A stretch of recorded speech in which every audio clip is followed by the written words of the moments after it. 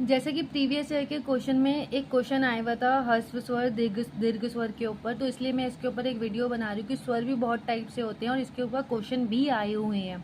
तो आपको पता होना चाहिए स्वर उच्चारण के हिसाब से दो टाइप में बांटे हुए हैं, ह्रस्व स्वर और दीर्घ स्वर। ह्रस्व स्वर 4 होते हैं, दीर्घ स्वर 7 होते हैं। ह्रस्व स्वर वो होते हैं जिनको बोलते टाइम कम आवाज़ लगती है, कम साउंड आता है, जैसे आ ई ऊ री। आप इन्हें बोलोगे तो कम साउंड आएगा, कम टाइम लगेगा। दीर्घ स्वर 7 होते हैं, जैसे आ ई ऊ ए ओ औ। इनको बोलते टाइम ज़्यादा टाइम लग रहा है, तो आपको इस तरीके से याद रखना है। फिर स्वर को ओष्ठ मतलब होठ की आकृति के हिसाब से भी बांटा गया है। कुछ स्वर ऐसे होते हैं वृत्ताकार बोल सकते हैं, वृत्तमुखी भी बोल सकते हैं। दूसरे टाइप के होते हैं आवृत्ताकार, इन्हें आवृत्तमुखी भी बोल सकते हैं। वृत्ताकार मतलब जो गोल बनाते हो बोलते टाइम, जैसे ऊ ओ औ, ये भी 4 होते हैं। देखो इनको जब बोल रहे हो तो आपको होठ की जो शेप है वो ऐसी हो रही है, बोल के देखिए।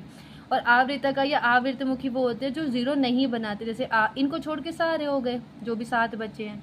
इसके अलावा स्वरों को जो है मतलब आवाज वायु रोकने के हिसाब से भी दो टाइप से बांटा है, अल्प प्राण महाप्राण। तो इसको लॉजिक ये है कि जो व्याकरण मतलब वो है वर्णमाला, उसका पहला तीसरा पांचवा अक्षर अल्प प्राण है और दूसरा चौथा महाप्राण है। बाकी इसको याद करने का तरीका ये है, जैसे का खा गा आप लिख रहे हो, का को ब्रेक करो, जैसे जो मैसेज लैंग्वेज में के ए बोलेंगे, लेकिन खा को ब्रेक करोगे के ऐसे बोलेंगे। तो जब हम ब्रेक कर रहे हैं ऐसे इंग्लिश में लिख के देख रहे हैं, अगर दो दो वर्ड आ रहे हैं तो वो अल्प प्राण है, कम टाइम लग रहा है, वायु कम मतलब बहुत कम टाइम में बोल पा रहे हो।